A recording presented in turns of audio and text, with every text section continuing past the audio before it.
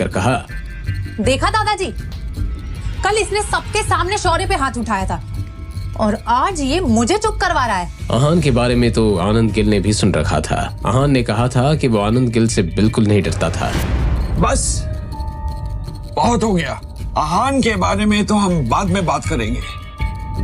जरूरी ये है कि हम इस बात का पता चलाएं कि आखिर तुम दोनों में से झूठ कौन बोल रहा है हमसे। जाहिर सी बात थी, उनके लिए आहान बिल्कुल भी जरूरी नहीं था। अपने दादाजी की इस बात को सुनकर शौर्य और शगुन नॉर्मल थे, मगर शनाया, उसके चेहरे का रंग पीला पड़ गया था।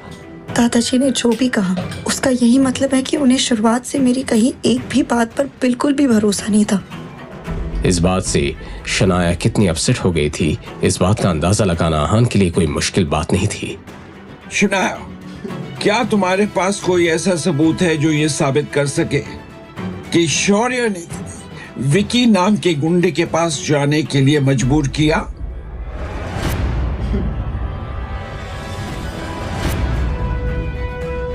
है कोई सबूत? अगर शनाया को कुछ भी हुआ तो क्या? तो मैं भूल जाऊंगा कि आप शनाया के दादाजी हैं। Really? शनाया, आज तुम इसके साथ चली गई तो अच्छा नहीं होगा।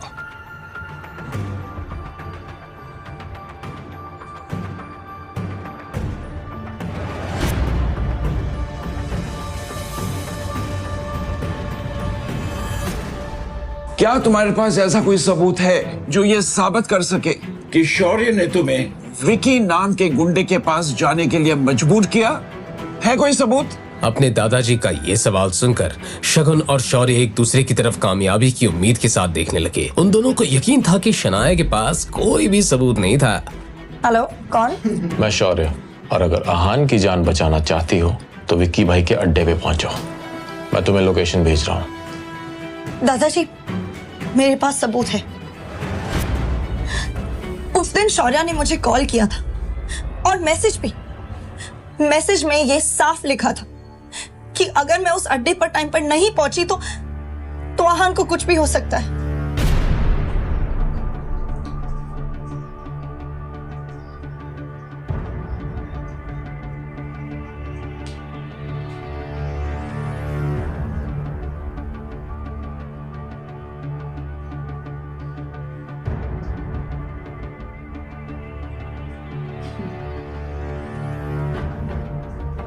शौर्य, अब इसके बारे में तुम क्या कहना चाहोगे?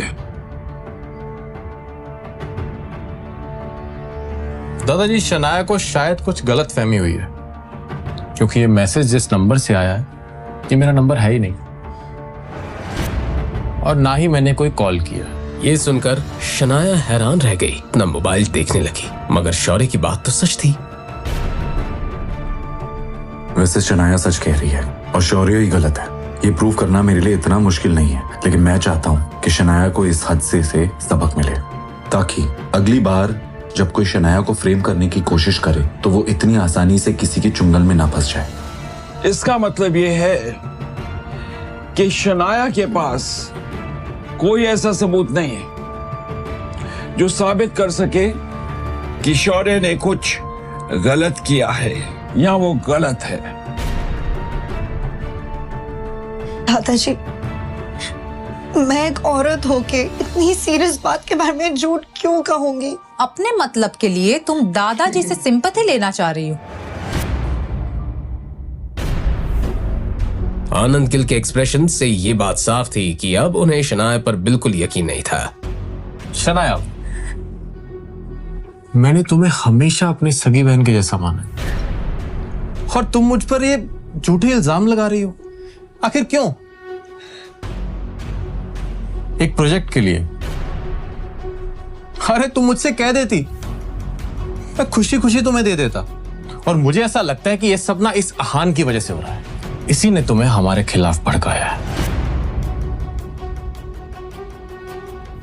छी आहान। आहान को ये सब सुनकर भी गुस्सा नहीं आ रहा था। असल में वो तो दिल ही दिल में शौर्य की इतनी चालाकी से हैरान रह गया था। अब शनाया का सब्र अंजाम दे गया था। वो अब एक एक करके अपने